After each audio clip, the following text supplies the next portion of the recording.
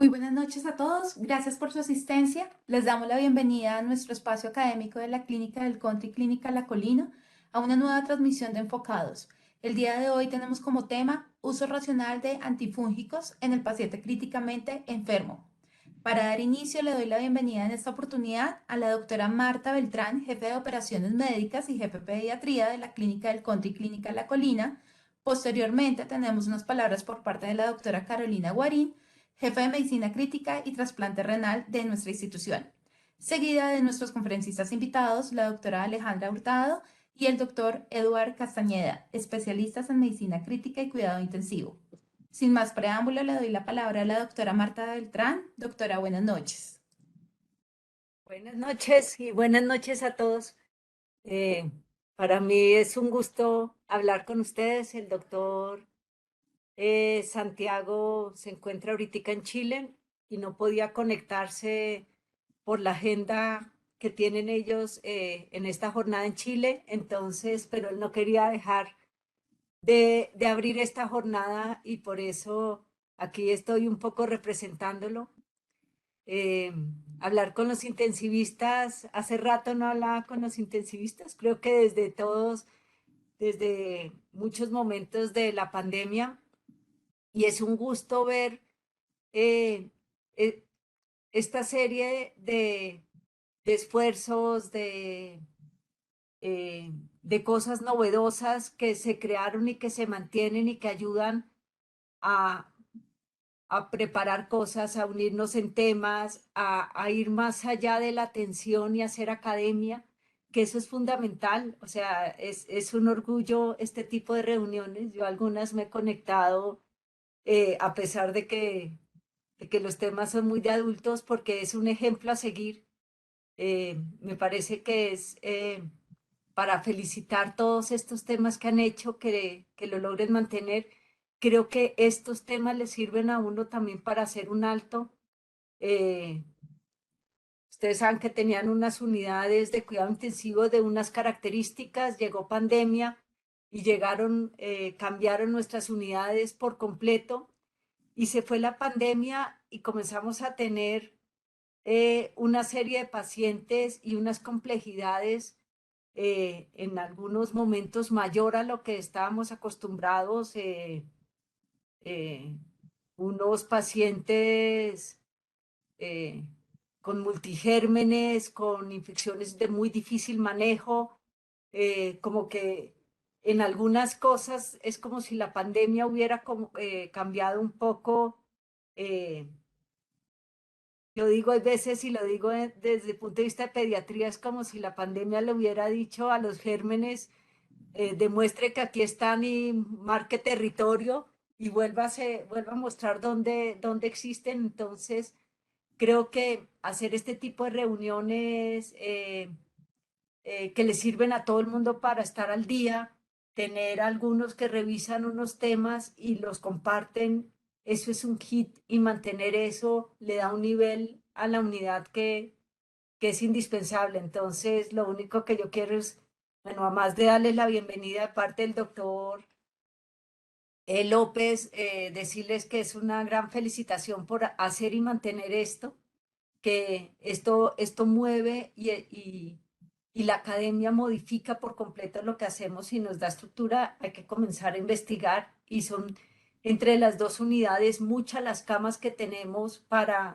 como para posicionarnos y mostrar también lo que estamos produciendo y lo bien que le va a nuestros pacientes en las clínicas. Entonces, mil gracias por lo que hacen día a día, mil gracias por estas reuniones, y le doy la palabra a Carito para que ahorita sí siga ella, y qué gusto verlos aquí a todos reunidos. Muchas gracias, doctora, muy amable por sus palabras y definitivamente gracias a todos ustedes por estar, por continuar en este proceso de mantener enfocados, de mantenernos unidos. Hoy hablaba con el doctor Oscar Rivero, que es el nuevo director de investigación para la organización, y está muy emocionado con todos estos proyectos desde la unidad para hacerlos formales, para crear el grupo de investigación netamente en las 4 líneas del plan estratégico. También muy contento con Enfocados para patentarlo como marca de nosotros, de la unidad de cuidado intensivo. Yo creo que hay muchas cosas que hay que seguir haciendo, que hay que seguir creando. Gracias a terapia, gracias a enfermería y obviamente gracias a los intensivistas por mostrar todo lo que podemos lograr. Seguramente vamos a seguir creciendo y vendrán mejores cosas, más fuertes. Y bueno, hoy tengo el gusto de presentarles a ustedes a 2 grandes intensivistas, amigos, compañeros que quiero también mucho. Uno de ellos es el doctor Eduardo Castañeda y la otra Mayra Alejandra Hurtado, la otra doctora intensivista, los dos con muchas ganas de hablar con ustedes acerca de antifúngicos en pacientes críticamente enfermos, que generalmente es un dilema en las unidades de cuidado intensivo en algunas ocasiones. Y bueno, es un tema para discutir, un tema para disfrutar y nuevamente para dejar una huella y ajustar nuestros protocolos como lo venimos haciendo para que todos hagamos lo mismo. Así que sin más preámbulos, quiero darle la bienvenida a estos 2 grandes intensivistas y agradecerle a todos ustedes por la compañía. Así que pues, bienvenidos doctores, un abrazo gigante. Bueno, muchas gracias. Muchas gracias por la invitación. Bueno, mi nombre es Eduardo Castañeda. Yo pues el día de hoy voy a estar con la doctora Alejandra Hurtado hablando de un tema que es un reto para cualquier médico que esté frente a un paciente críticamente enfermo en la unidad de cuidado intensivo, como es el uso racional de antifúngicos en el paciente críticamente enfermo. Gracias a la clínica, pues en cabeza del doctor López, a la doctora Beltrán que nos acompaña hoy, por supuesto a la doctora Guarín, pues por permitirnos estos espacios que más allá de una revisión, quizá es como un punto de discusión, de discernimiento y de poder crecer y construir de alguna u otra manera y avanzar, en especial en las decisiones médicas a las cuales cada día nos vemos enfrentados. El día de hoy vamos a abordar esto de una manera un poco más enfocada hacia Colombia. Ya van a entender el por qué. Y es muy importante de aquí sacar unas conclusiones que nos permitan en el día a día tomar la decisión del inicio empírico de la terapia antifúngica en los pacientes a quienes les sospechamos pues esta condición o esta noxa. Vamos a hacer inicialmente un planteamiento del problema, qué pasa en Colombia, qué pasa en el mundo, un abordaje diagnóstico, unas recomendaciones respecto a esto, hablamos algo del manejo y al final vamos a hacer como un conversatorio en compañía y pues de antemano agradezco al doctor Garzón, el infectólogo de la clínica, que nos está acompañando el día de hoy también, porque pues digamos que nosotros somos de alguna u otra manera muy afortunados de poder tener el respaldo del grupo de infectología, pues digamos que cotidianamente para tomar las mejores decisiones al momento de abordar nuestros pacientes. Dicho esto, pues les quiero mostrar la cara de este personaje muy conocido por todos nosotros.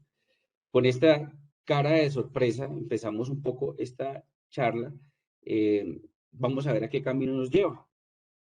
Entonces, dentro del planteamiento del problema, digamos que para todos es muy conocido y es del día a día que pues, la sepsis es una de las principales causas de muerte en los pacientes que están en la unidad de cuidado intensivo, en una condición crítica. Desde tiempo atrás se viene por parte de diferentes grupos e instituciones tratando como de ir haciendo un discernimiento del enfoque de estos pacientes.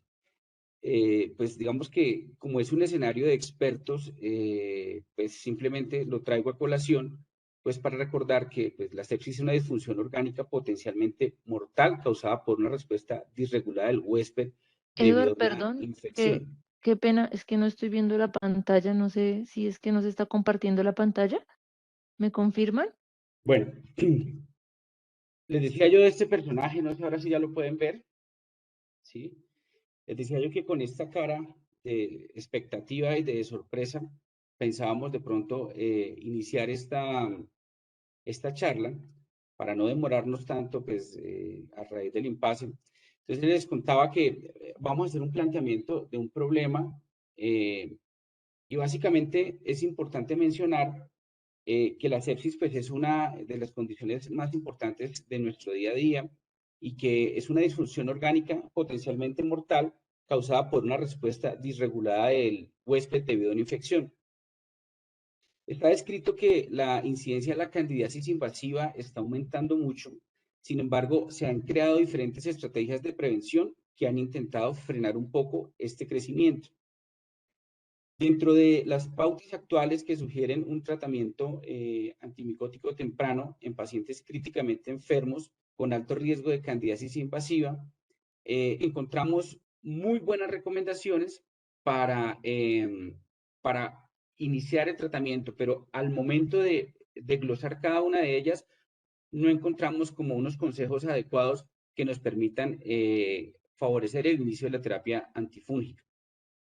Otro problema que planteamos nosotros es que la adopción de las guías de práctica clínica foráneas, sin adaptarlas a nuestro medio, a nuestra flora, pueden llegar a favorecer el uso indiscriminado de antifúngicos y esto pues va a favorecer el aumento de los mecanismos de resistencia.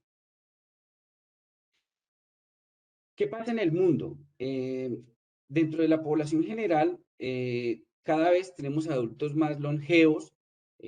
Una clínica como la nuestra, que tiene una unidad oncológica, aquí, digamos, como parte del servicio que se presta, digamos, que hace que veamos este tipo de pacientes, pacientes trasplantados, también manejamos pacientes trasplantados y, por supuesto, inmunocomprometidos.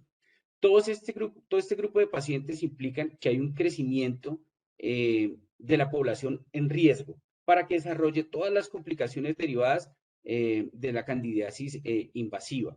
Y por supuesto que la incidencia va a aumentar de manera notoria en estos grupos poblacionales. La candidiasis invasiva afecta más o menos a 250.000 personas en todo el mundo cada año y causa cerca de 50.000 muertes. Leroy y su grupo de trabajo y otros autores hicieron un estudio multicéntrico prospectivo de 300 pacientes de una UCI en Francia con ya documentada una candidiasis invasiva. Encontraron dentro de los aislamientos una mayor frecuencia de Candida albicans como germen, digamos, protagonista en estos pacientes. Por otro lado, dentro de las cándidas no albicans encontraron una distribución de Candida tropicalis, de Crusade de un 5.43, de Parapsilosis de 8.7 y de Glabrata de 18. Este comportamiento, al momento de ese estudio, nos decía que el hongo más frecuentemente aislado era Candida albicans. Y esto hay que tenerlo en cuenta, ¿por qué? Ya lo veremos más adelante. Este trabajo que englobó, es un estudio multicéntrico, es el famoso estudio EPID-2, que incluyó 1.265 unidades de cuidados intensivos en 76 países. Eso fue una encuesta transversal que se hizo. Encontró que el germen más frecuente fue la Candida albicans en un 70%, comparado con las Cándidas no albicans. Pero pues por supuesto que van a haber variaciones según la región geográfica y en especial con América Latina, en donde se demostró una mayor proporción de aislamientos no albicans. Y esto es muy importante para tenerlo presente.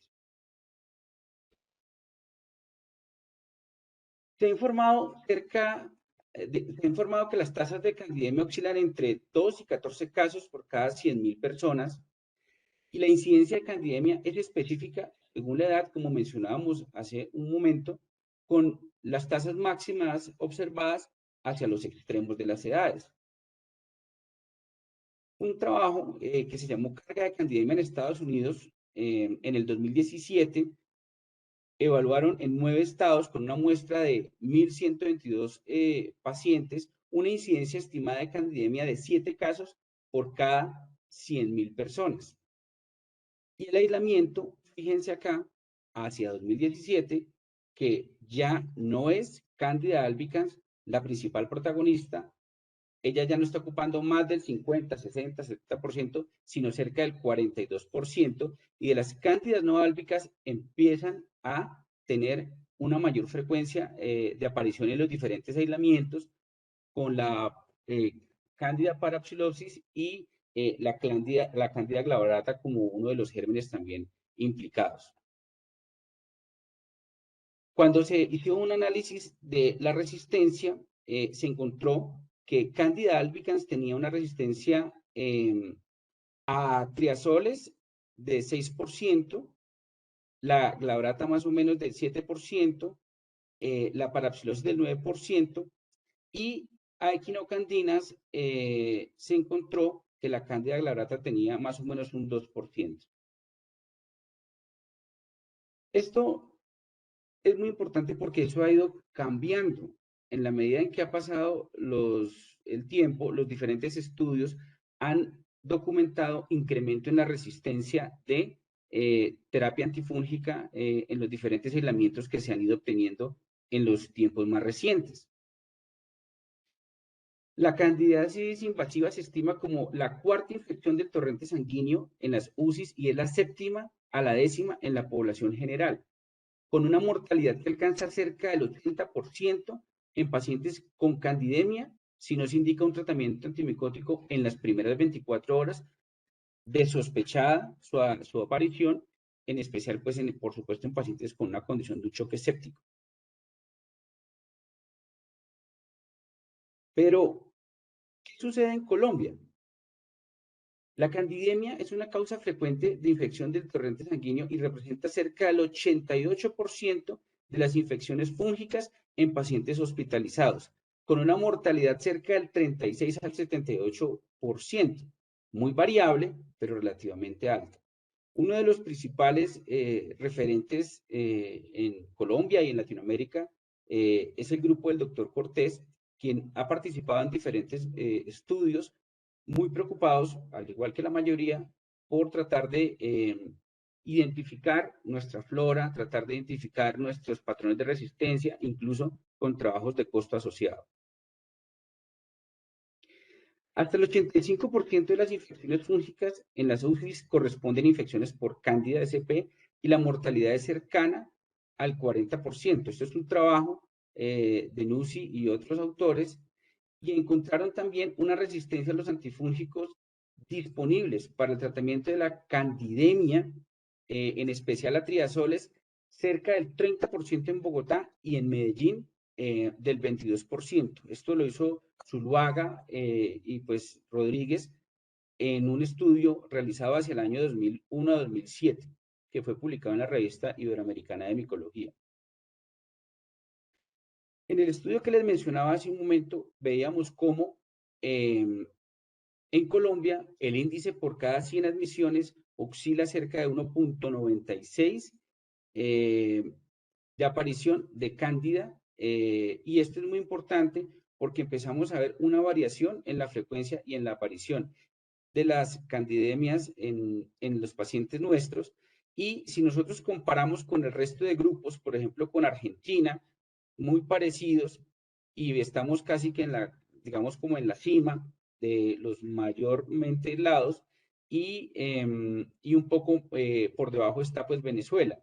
Esto pues es muy importante tenerlo presente porque todas estas políticas indiscriminadas del uso empírico de antifúngicos de manera irracional y deliberada, pues puede ir conllevando a que aumenten en especial los índices de resistencia pues a los antifúngicos. Un trabajo también que hizo el doctor Cortés de incidencia y prevalencia de la candidemia en pacientes críticamente enfermos en Colombia incluyó 7 hospitales de Colombia hacia 2004 y 2008 y se reportó que la frecuencia de la candidiasis invasiva era incluso superior a la establecida en los estudios que se habían encontrado en países desarrollados. Aquí podemos ver en esta tabla la distribución de los aislamientos de cándida por especies en los hospitales que participaron y vemos cómo Candida albicans está en la mayoría de los hospitales digamos, como siendo protagonista a esa fecha, más o menos. Y se encontró una tendencia al aumento de la incidencia y la prevalencia de candidemia, principalmente por Candida no albicans. Entonces, fíjense que ya aquí Candida no albicans empieza a incrementar su aparición. Y estas más o menos corresponden al 44% de los aislamientos. La incidencia fue cerca de 2.3 casos por 1000 días de estancia en la unidad de cuidado intensivo, con una incidencia global observada de 1.4 por egresos de la unidad. También se hizo un estudio, un trabajo de Candida y candidiasis invasora en Medellín, según un estudio que se hizo de la Corporación para Investigaciones Biológicas en Medellín. La candidiasis invasiva representaba el 75% de las infecciones por hongos en los pacientes hospitalizados y, como ha sido de manera reiterativa, con una alta tasa de mortalidad, cerca del 78%. Es un trabajo de Bedú y Gómez, del grupo de Bedú y Gómez. Y en el mundo también emergió un problema, la aparición de la Candida auris, y Colombia no fue ajeno a ello. Digamos que no hay tantos trabajos, pero ya sabemos que en Colombia sí llegó Candida auris, incluso aquí a Bogotá se obtuvieron algunos casos también aislados, pero digamos que debemos ser conscientes de que Candida auris también está en nuestro medio. Se ha visto un incremento a nivel mundial de esta Candida auris y pues se ha detectado casi que en todo el mundo. Los primeros reportes de casos en Colombia se documentaron unos brotes en la costa atlántica y se observaron algunos casos en ciudades andinas como brotes en algunos hospitales. Entonces, fíjense ustedes que es una realidad, no es ficción que pasa en Estados Unidos, sino también en nuestro medio tenemos este gran reto. Y el primer reporte reportado, la mortalidad casi de los 17 pacientes fue casi que total. Entonces, vemos que es un problema muy difícil y un reto muy grande en nuestro día a día. Hice una revisión de tema hacia el 2020 también por parte del doctor Cortés. Y miren cómo ha cambiado la distribución de la frecuencia de Cándida en nuestro medio. Aquí vemos la distribución de las especies de Cándida en estudios con candidemia, en pacientes con candidemia, perdón. Y vemos que Cándida albicans también, en la mayoría de todos estos estudios, haciendo como un resumen, sigue siendo protagonista. Pero vemos cómo también Cándida no albicans, como la tropicaria, la parapsilosis, la glabrata, la clostridium, también han hecho aparición en nuestro medio y se han incrementado los aislamientos en los diferentes hospitales.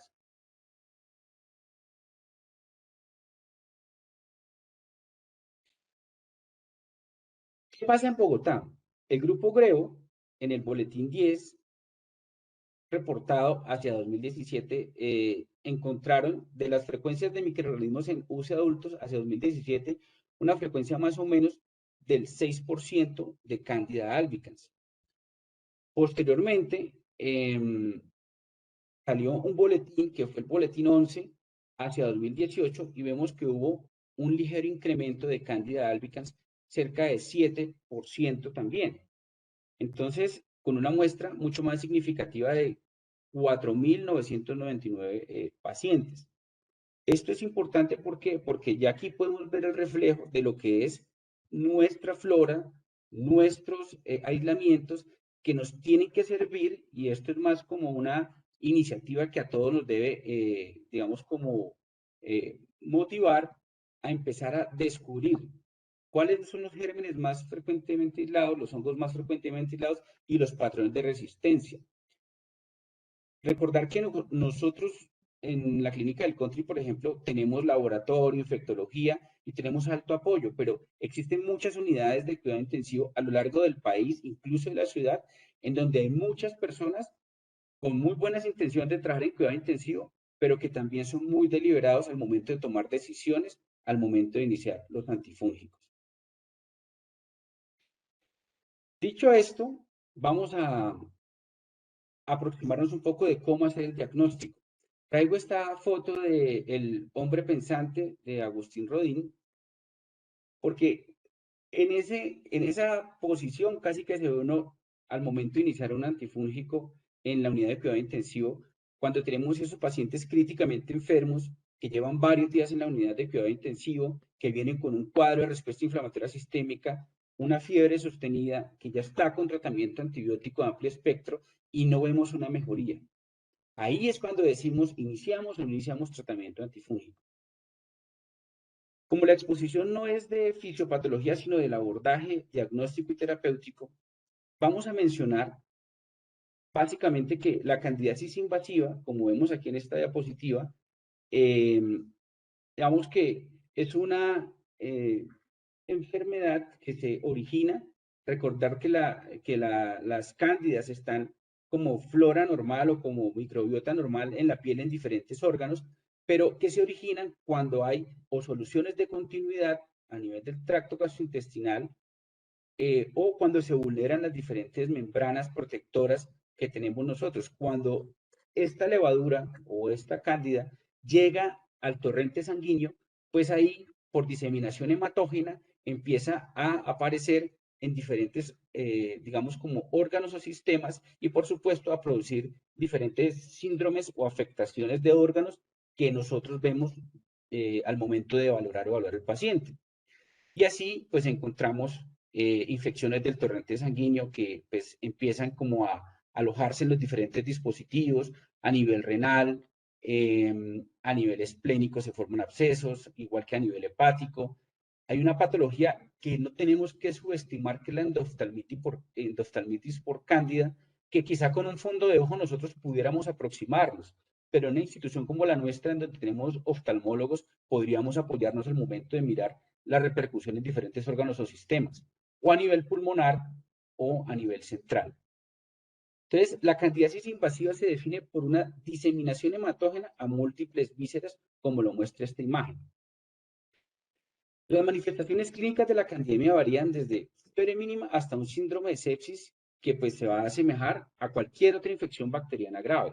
Y es ahí donde empieza un poco la confusión y la incertidumbre de si el paciente tiene algo más que nos motiva a pensar, además de su proceso infeccioso bacteriano. Y esto es bien importante, ¿por qué?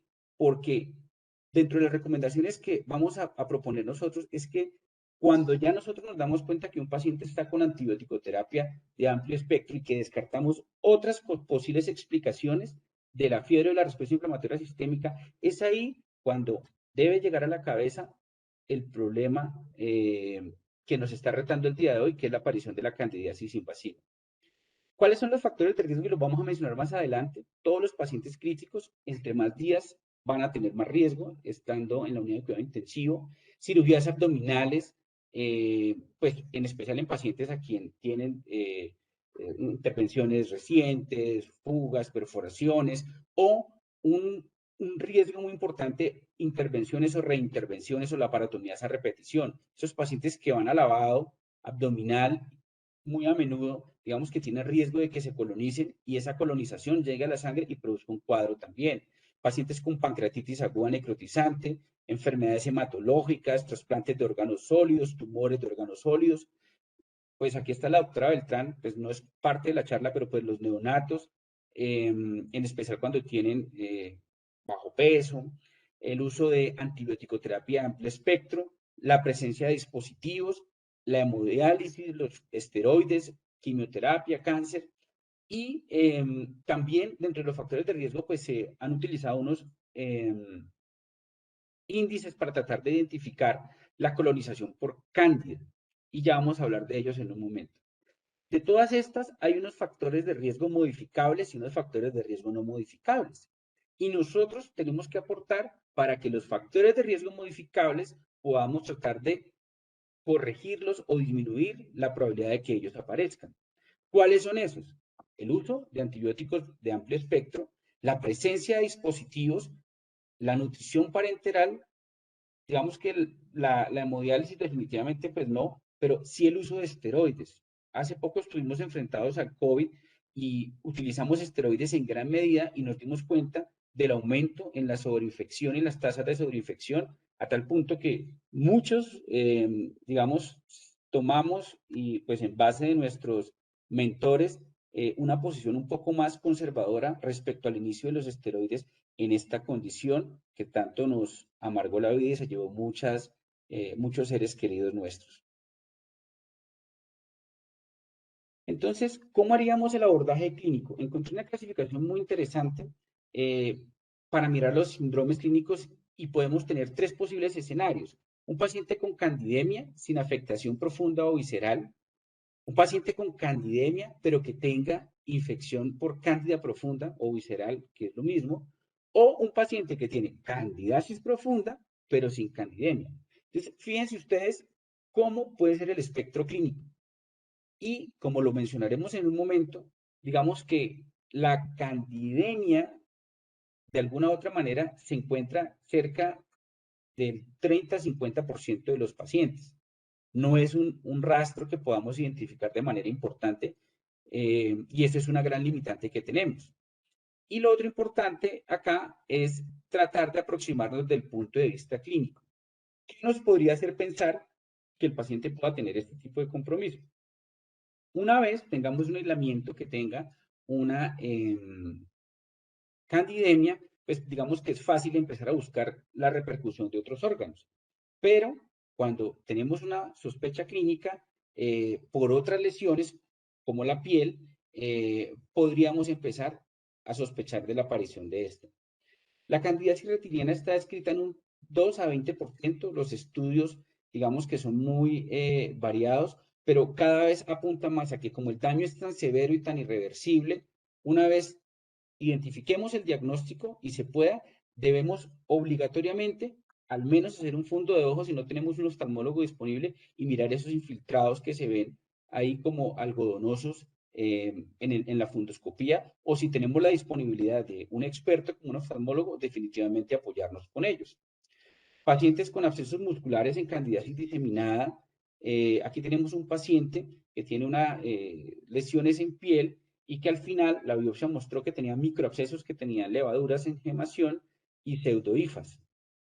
O acá, lesiones secundarias de candidiasis diseminada. Este es un paciente que tenía fiebre y signos de sepsis y tenía estas lesiones pustulosas que obedecían a Candida albicans. O, en casos muy avanzados, nódulos de candidiasis diseminada, unas lesiones nodulares eritematosas con necrosis a nivel central, en este caso, pues encontrado en la literatura de un paciente con leucemia aguda y candidiasis diseminada. Aquí nosotros tenemos ese tipo de pacientes, luego no debemos subestimar un hallazgo como este. Entonces, ¿en cuál paciente debe sospechar fungemia?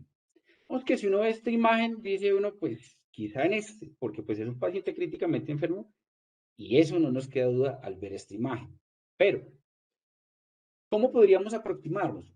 Un paciente que esté en nuestro servicio, críticamente enfermo, con una respuesta inflamatoria sistémica, sin neutropenia y con factores de riesgo predisponente, y que no mejora con la terapia antibiótica usual de amplio espectro y no encontramos ninguna otra causa aparente que nos explique este cuadro. Este paciente nos tiene que hacer pensar en la presencia de una candidiasis, una candidemia o una candidiasis profunda.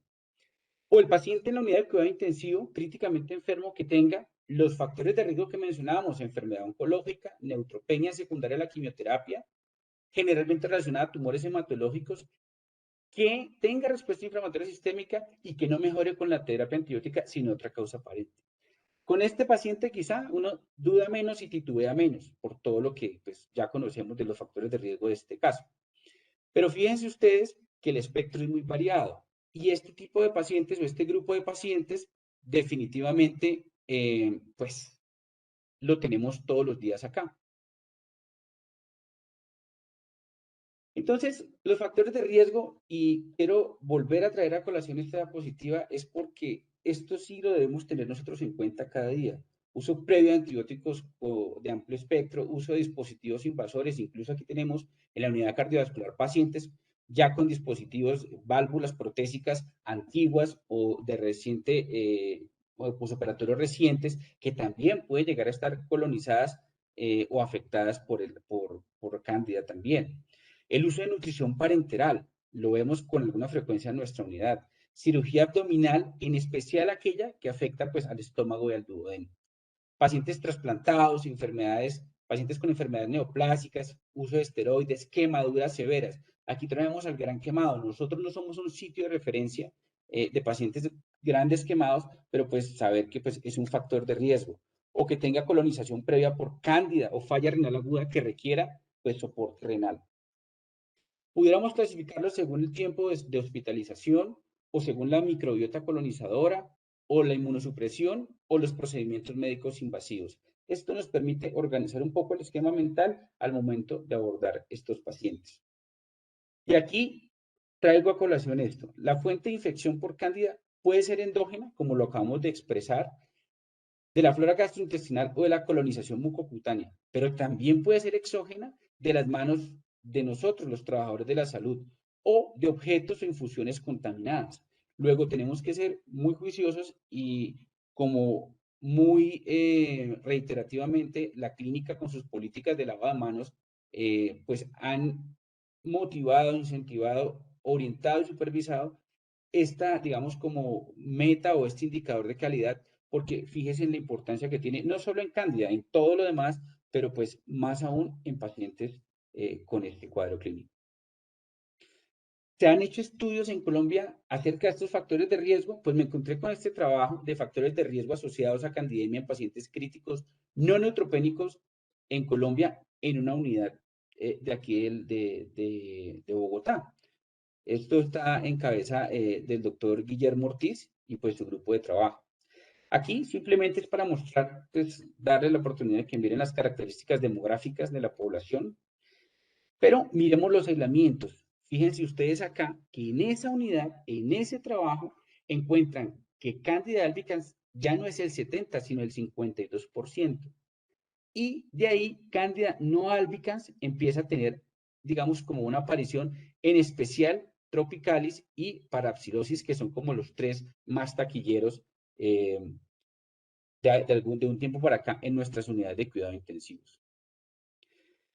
Y aquí, pues, es simplemente para demostrar cuáles fueron las variables que se analizaron. Se reclutaron 21 casos, 161 controles. Digamos que estas características, pues después con detalle, pues van a tener la oportunidad de mirar estas tablas. Pero los hallazgos más importantes fueron estos. Al hacer un análisis multivariado, encontraron que estas 5 variables fueron las que tenían mayor asociación como factor de riesgo para el desarrollo de candidemia. Una estancia mayor a 25 días a nivel general de hospitalización y de 14 en cuidado intensivo. Pacientes quienes recibieron soporte renal, uso de medicamentos antibióticos de amplio espectro, en este caso hablan de carbapenémico, el meropenem, y cirugía abdominal.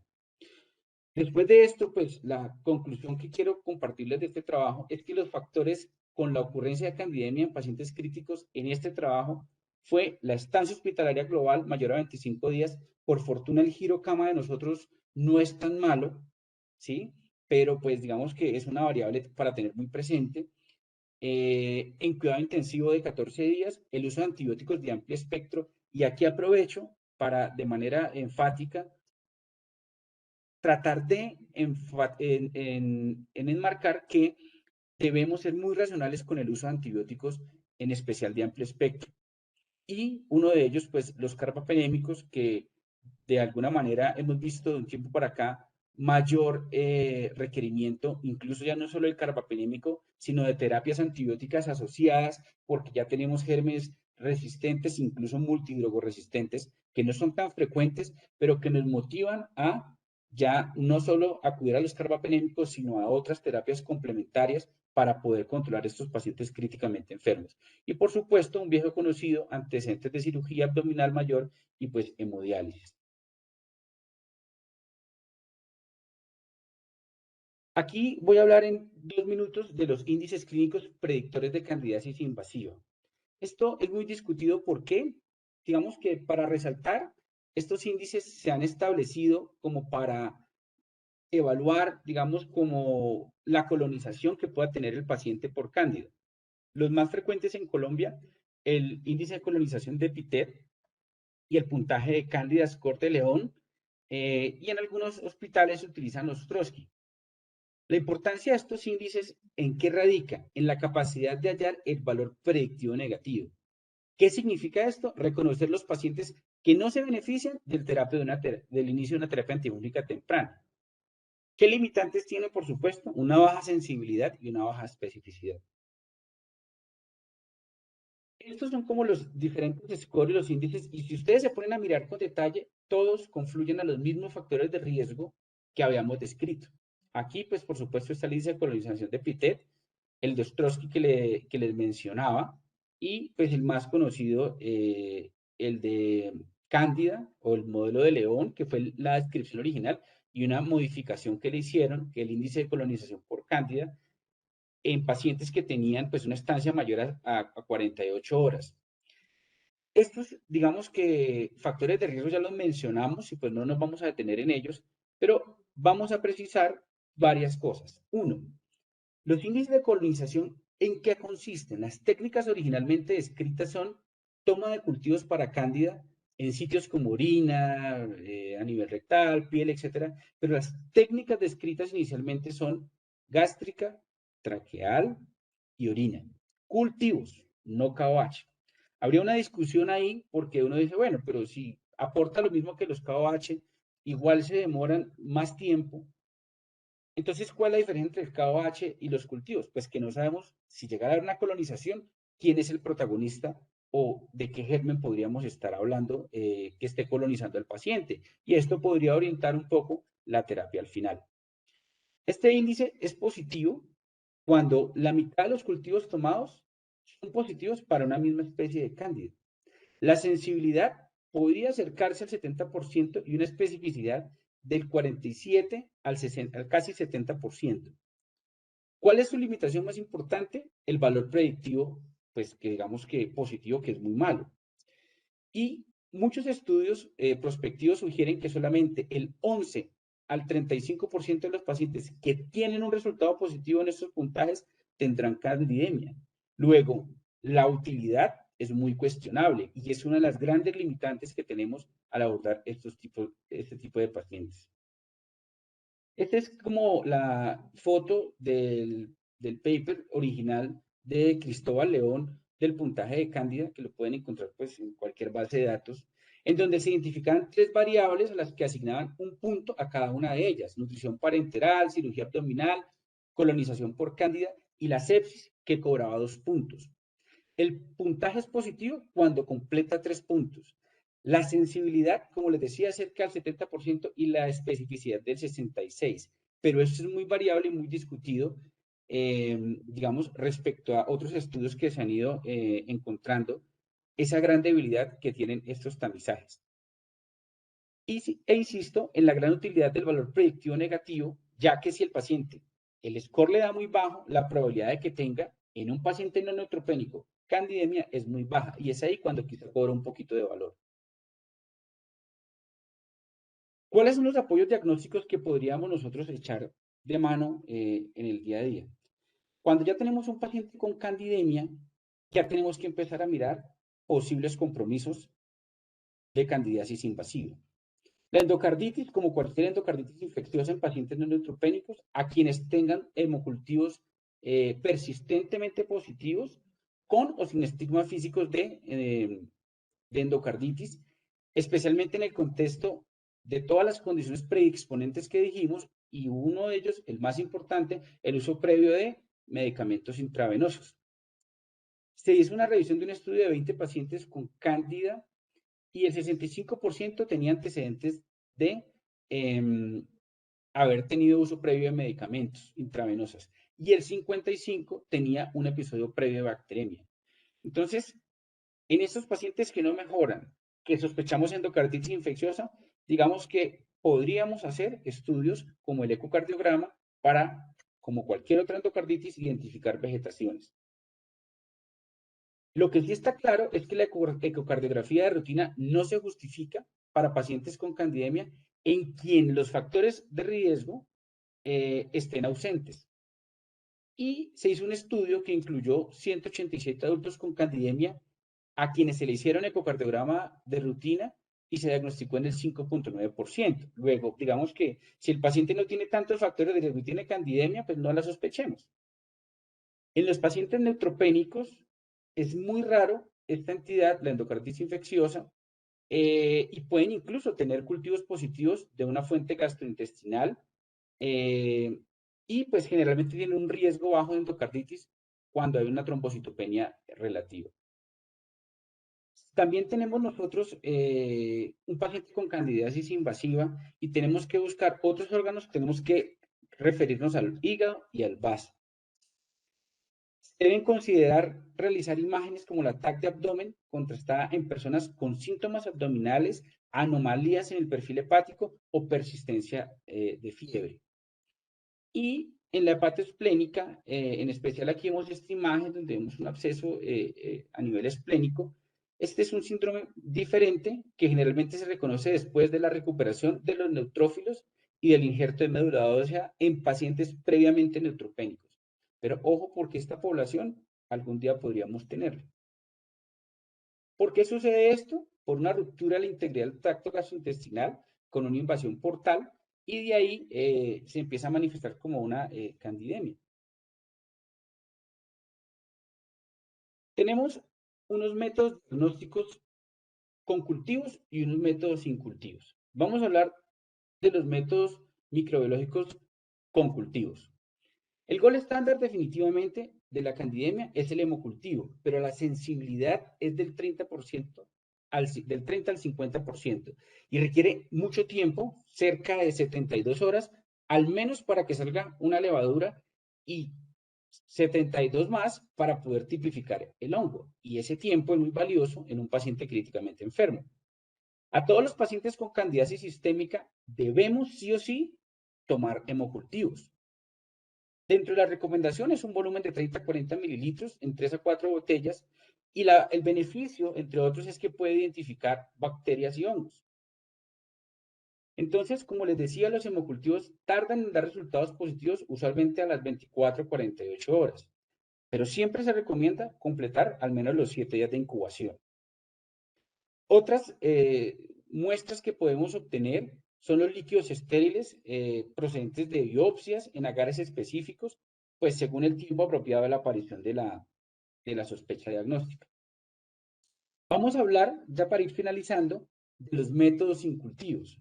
Y de los métodos incultivos vamos a hablar, uno, de los anticuerpos.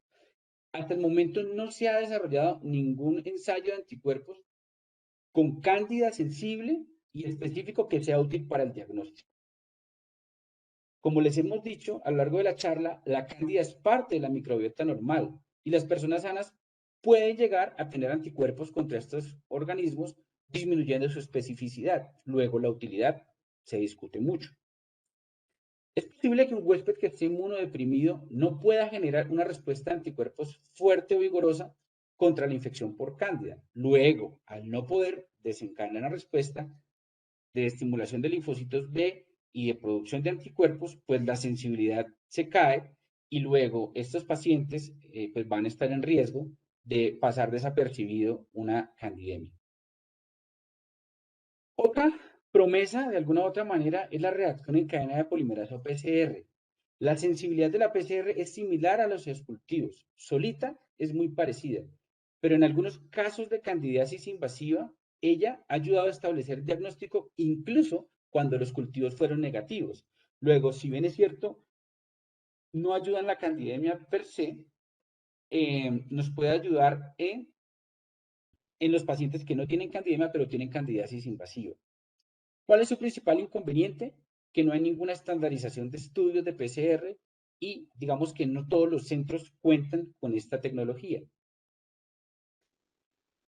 Un estudio compara el rendimiento de la PCR en tiempo real y de uno que vamos a hablar en un momento, digamos, muy mencionado en los últimos días, el beta-glucano y los hemocultivos para diagnosticar candidiasis invasiva en 55 pacientes, de los cuales 17 tenían candidemia, 33 con candidiasis profunda y 5 que tenían las dos, con 73 controles. ¿Cuáles fueron los resultados de esto? El ensayo de la PCR fue más sensible que el del beta-glucano para diagnosticar candidiasis invasiva. Fíjense, 80 frente al 56%, pero la especificidad fue relativamente parecida. El ensayo de la PCR y del de glucano tuvieron una sensibilidad similar para la candidemia, pero la PCR fue más sensible para la candidiasis profunda, cerca del 89% comparado con el 53%. ¿Qué podemos inferir? Que tanto la PCR como el beta de glucano fueron más sensibles que los hemocultivos en pacientes con candidiasis invasiva.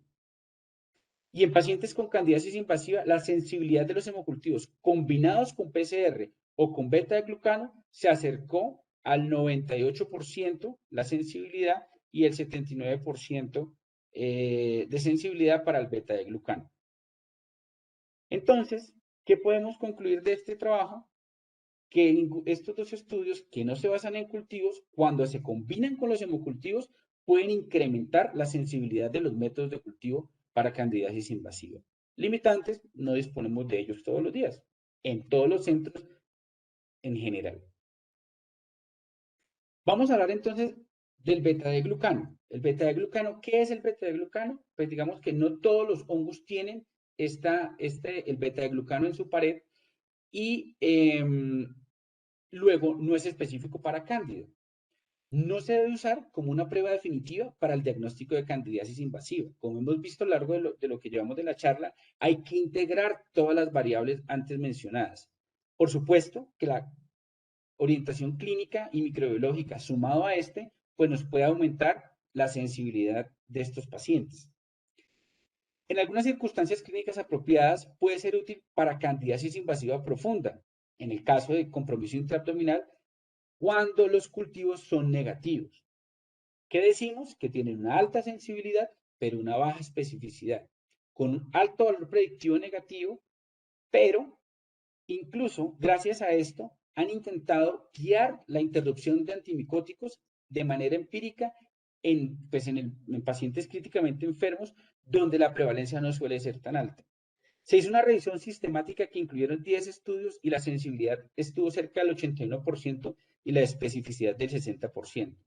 Entonces, fíjense ustedes cómo hay otras alternativas, pero que a pesar de que existen y no están disponibles, digamos, de manera globalizada o generalizada, también tienen sus limitantes y no son, de alguna u otra manera, como tan útiles y menos viéndolas de manera individual. Un trabajo, y le agradezco al doctor Daniel Molano, que me lo compartió, de terapia antifúngica guiada por 3-beta de glucano en adultos con sepsis, que se publicó en junio del 22. Básicamente se hizo una selección de 2.324, fue el punto de partida inicial, trabajos de los cuales 342 fueron aleatorizados y 169 se dejaron para el grupo de control, de los cuales 2 no dieron consentimiento informado y 173 fueron asignados para el grupo de beta de glucano, de los cuales uno no dio el consentimiento informado. El total de la muestra fue 167 pacientes. Perdón.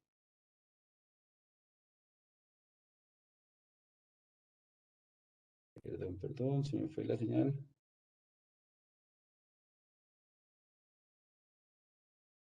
Ups. Perdón un segundito.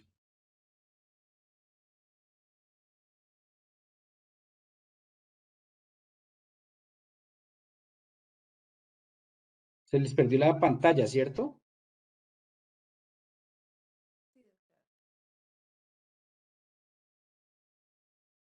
Estoy conectado en la red directamente, pero tengo como... ¿Ustedes me escuchan? Sí, doctor, lo escuchamos bien. Ups.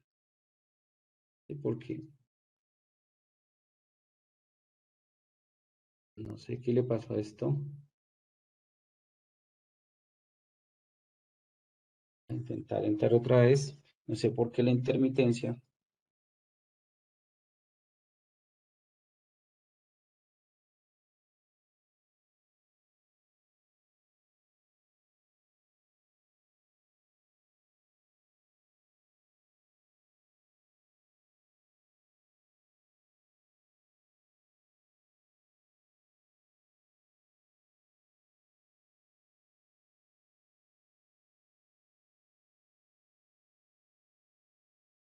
Bueno, vamos a intentar llegar aquí. No sé por qué se salió, lo lamento. Pero les comentaba que, digamos, que esta fue la muestra de los trabajos que se incluyeron y esta es una tabla que no me va a detallar de las características demográficas, pero lo que quiero resaltar fue que el endpoint primario que se analizó es la mortalidad por cualquier causa a los 28 días.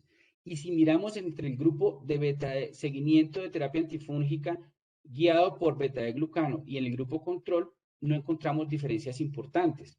Dentro de los resultados secundarios, de los endpoints secundarios, mortalidad hospitalaria con resultados también muy parecidos y las estancias muy parecidas, las mortalidades muy parecidas.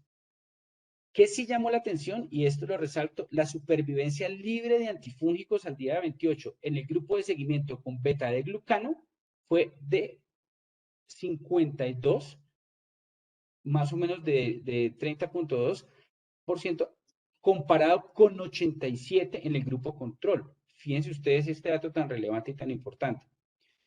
Entonces, para empalmar un poco lo que les acabo de decir, vemos este Kaplan-Meier donde vemos la terapia con seguimiento de beta-glucano hacia 28 días y el grupo control y la supervivencia, digamos que fue muy parecida o la mortalidad fue muy parecida, no modificó los desenlaces. El forest plot que vemos acá, sin evidencia de estadísticas, diferencias estadísticamente significativas, y aquí en la terapia libre, el seguimiento libre del beta-glucano, vemos cómo si hay una gran diferencia, como lo veíamos en la tabla anterior. ¿Qué podemos concluir de esto? Que la administración temprana de terapia antimicótica guiada por beta-glucano sérica no brindó una ventaja sobre lo que usualmente se hacía del estándar de atención, midiendo la mortalidad a los 28 días en pacientes críticamente enfermos con sepsis. Esto es bien importante porque fíjense que una de las esperanzas en su momento era el beta-glucano y vemos cómo, digamos que no nos aportó gran ayuda. Igual hay que mirar eso con detalle y esperar más estudios que aporten o apoyen o que, digamos, como que representen desenlaces o resultados o análisis diferentes. Luego, estos datos no respaldan la guía del uso del beta-glucano para iniciar de manera la terapia antibiótica de manera empírica en esta población de pacientes y esto, pues por lo que vemos que la incidencia es demasiado baja. Y un posible beneficio de la medición del beta-glucano sería una población en riesgo más seleccionada de abordarse en estudios futuros. ¿Por qué lo leo literal? Porque son pocos los estudios que se han hecho y los resultados, fíjense, que no son tan alentadores tampoco. Entonces, queda una esperanza. ¿Cuál es la esperanza? Está, digamos, como en boga el T2 cándida.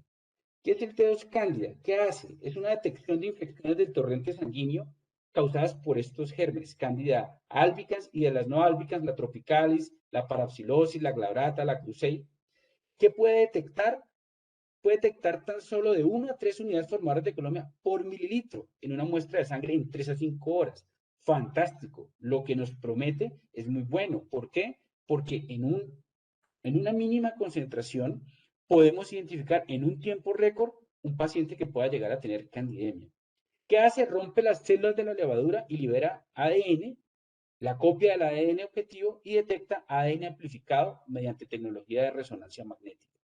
Esto es muy prometedor. Miremos a ver qué podemos precisar al respecto. Uno, es un estudio de 1081 pacientes y se encontró una sensibilidad del 91% y una especificidad del 100% para la presencia de levaduras. Fantástico. Esto se aproxima a lo que quizá nosotros hemos estado esperando. Pero se hizo un estudio multicéntrico de 152 pacientes con una candidemia detectada por hemocultivos y se recolectaron muestras de sangre de seguimiento para T2 cándida y se repitieron nuevamente los hemocultivos. La mediana de tiempo entre la recolección de los hemocultivos de diagnóstico y las muestras de seguimiento fue 56 horas, con un rango de 16 a 148 horas. ¿Y qué se encontró? Que en el T2 cándida fue positivo en 69 de 152 pacientes, el 45%, mientras a los hemocultivos de seguimiento fueron positivos en 36 de 152 pacientes, 24%. Entonces, lo que era muy alentador, fíjense ustedes, que no tanto. ¿Por qué? porque vemos que no se modifica, digamos, como, claro que sí hay una mayor representación con el T2 cándida comparado con los hemocultivos, pero la gran ventaja quizá es el tiempo de aparición de estos aislamientos. Y la sensibilidad que se encontró fue del 89%, encontrándose en 32 de 36 pacientes con cultivos positivos. Seguimos esperando más estudios que nos traten de orientar un poco con estas nuevas tecnologías, pero como siempre nos faltan 5 centavos por peso, no disponemos de esta tecnología en nuestro medio. Y se encontró, por supuesto, como al igual con los hemocultivos, que los rendimientos de los cultivos al iniciar un tratamiento antifúngico se va a disminuir, aunque se disminuye el rendimiento utilizando el T2 cándida comparado con los hemocultivos.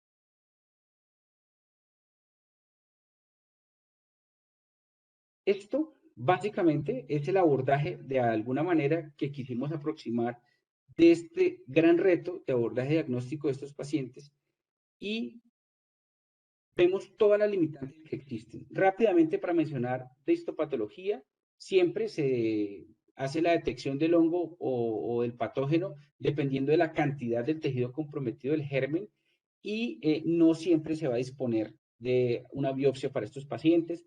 ¿Quiénes tienen beneficio? Los pacientes que tienen lesiones de piel.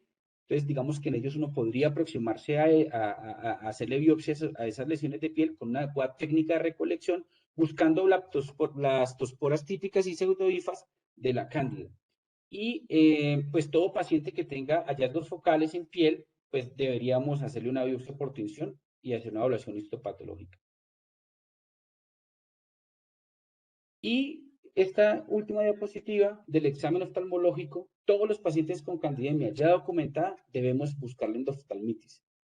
En especial en pacientes neutropénicos. El examen debe diferirse hasta la primera semana, pues son los cambios relativamente más visibles después de la recuperación de neutrófilos, porque los hallazgos de infección coriidea vítrea son mínimos en un paciente con neutropenia. La Academia Estadounidense de Oftalmología en julio del 21 hizo una revisión sistemática de 38 estudios y más de 7.400 pacientes con candidemia, incluyendo niños, adultos y recién nacidos, que se sometieron a una nueva evaluación oftalmológica y observaron que menos del 1% de los casos tenían endoftalmitis, pero la frecuencia pues varió según los diferentes estudios. ¿Qué es lo importante? Que hay una gran preocupación de la endoftalmitis y se informó en exceso en muchos de estos estudios cuando se realizaron exámenes de rutina y esto condujo a intervenciones invasivas y daños asociados. Entonces, aquí, y ya para darle paso a Alejandra y hacer un par de precisiones, esta imagen muy conocida por el mundo entero, cuando este personaje, John Leonard Switer, hizo famosa esta frase: Houston, tenemos un problema. Vemos cómo hay tantas limitantes para poder llegar a una aproximación diagnóstica en este tipo de pacientes. Y esto lo dejo así en remojo, ¿por qué? Porque sigue siendo un reto, no disponemos de tecnologías y nuestros pacientes, de alguna u otra manera, siguen presentando en menor riesgo, en menor frecuencia, pues infecciones por candidemia y por candidiasis invasiva. Y entonces,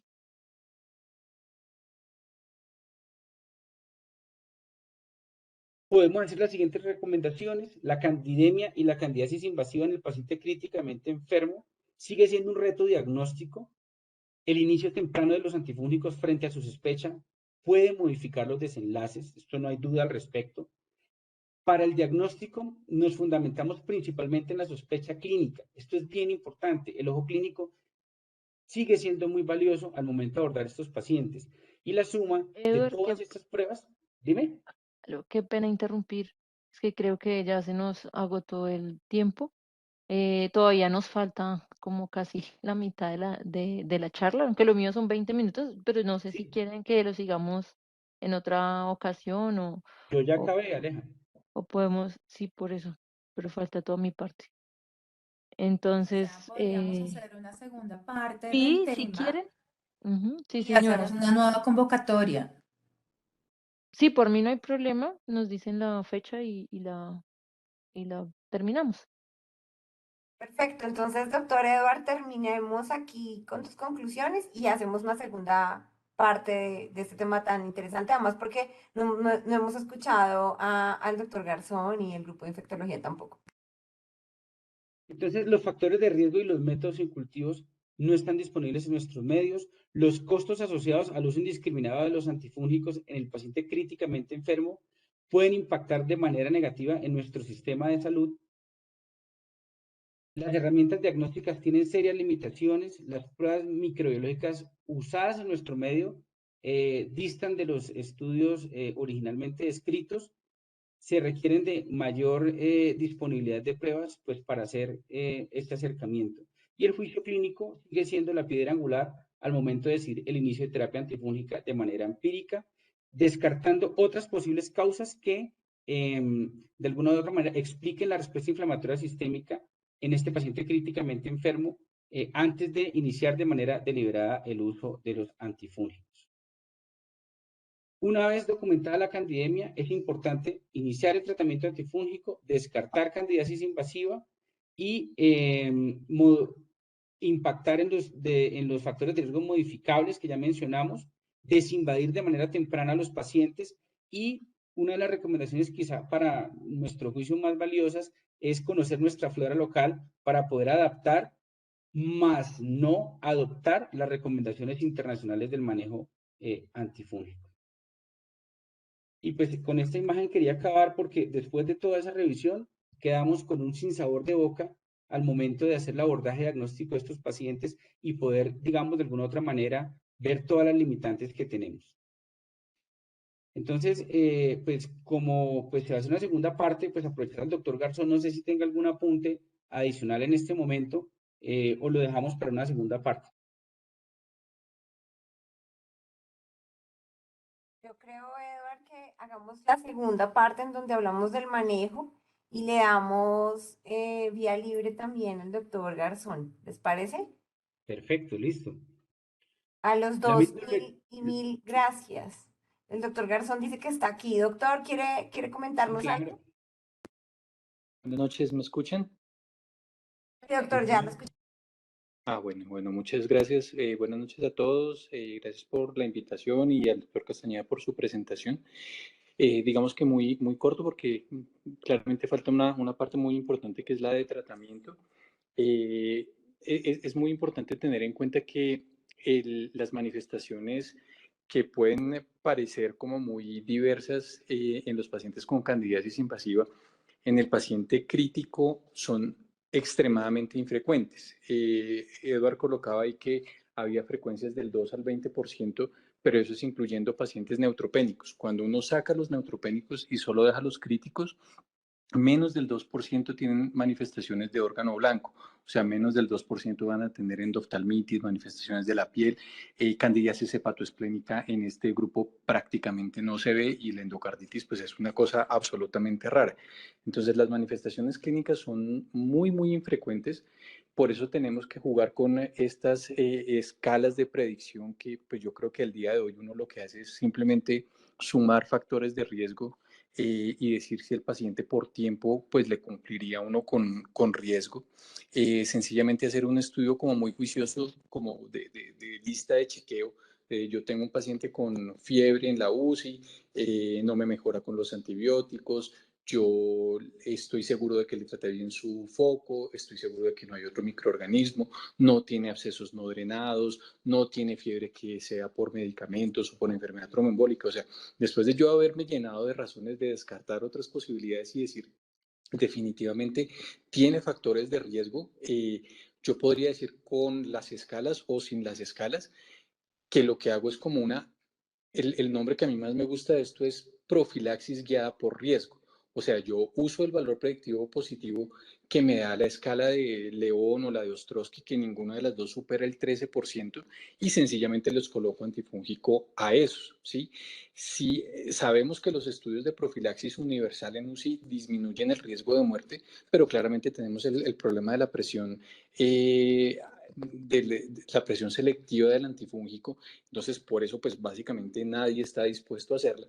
Con esto lo que hacemos es pasar de ese 1.4 que nos decía nos mostraba el estudio del doctor Cortés y el doctor Jaimes a decir, cogemos pacientes que probablemente tienen un riesgo de más del 10% y a eso les damos, sabiendo que muchos de ellos definitivamente no van a tener una candidiasis invasiva, pero pues básicamente eso es reconocer la enorme limitante que tenemos, que es que solamente contamos con los hemocultivos. De las otras pruebas, pues hay algunas que son interesantes. Edward mencionó la mayoría. Hay otras como los antígenos de Manano y anticuerpos antimanano que tienen un rendimiento interesante. Pero pues la prueba que yo creo que en el mundo parece ser más sólida en este momento es el T2 Candida, que da resultados en 5 horas, o sea que realmente puede ser una ayuda muy, muy buena, sobre todo para decir a quién yo le quito el antifúngico, que creo que es lo que aporta este trabajo del betaglucano que nos comparte también el doctor Castañeda, y es probablemente los biomarcadores no nos van a mejorar desenlaces, no nos van a dar un inicio de antifúngico más temprano, que es lo que todos quisiéramos, pero sí probablemente nos van a ayudar a hacer esta desescalonamiento, decir, mire, mi paciente tenía riesgo, pero el biomarcador no me dio o el T2 Candida no me dio, y yo como con más tranquilidad digo, bueno, le quito el antifúngico porque los hemocultivos me salieron negativos y porque mi biomarcador salió negativo, o sea, yo me lleno un poco más de razones. Creo que eso es lo que nos aportaría en este tipo de pruebas. Yo creería que debe ser cuestión de tiempo que en Colombia tengamos disponibilidad de algunas de estas pruebas porque pues cada vez hay más sitios en el mundo donde se están usando. Y creo que un buen programa de uso racional de antifúngicos necesita estas pruebas porque solo con lo que tenemos pues realmente es muy difícil uno estar seguro de a quién se lo pone y a quién se lo quita si es prácticamente imposible. A mí personalmente no me choca el rastreo de hongos con KOH porque la gran mayoría de las cándidas que nosotros tenemos son sensibles a soles. Entonces, Edward nos muestra que después de Candida albicans tenemos unas tasas importantes de parapsilosis y tropicalis y la mayoría de estudios colombianos han mostrado eso. Ahí tenemos más del 80% de las cándidas del país, pero todas son sensibles a soles. Entonces, a mí no me cambia mucho que yo sepa específicamente el tipo de cándida, porque las que son típicamente resistentes a soles, como la Cruzei y la glabrata, yo esperaría verlas más en pacientes neutropénicos. En no neutropénicos esperaría como ver estas otras. Y la razón por la que nosotros, bueno, no me voy a meter con las equinocandinas porque eso pues ya hace parte del tratamiento. Entonces, esas son mis apreciaciones. Muchas gracias. Doctor Garzón, muchas gracias. Eduard, Mayra, muchas gracias a los dos. Entonces quedamos pendientes para nuestra segunda sesión. Mil gracias. Un tema muy interesante y muy difícil, ¿no? Muy discutido. Así que mil gracias a todos. Vamos a descansar. Un abrazo grande. Los espero, por favor, en la siguiente parte porque vamos a discutir todo lo de la evidencia en cuanto al manejo de estos pacientes. Será, Aleja. Un abrazo. Dios los bendiga. Gracias a todos. Adiós, hasta luego.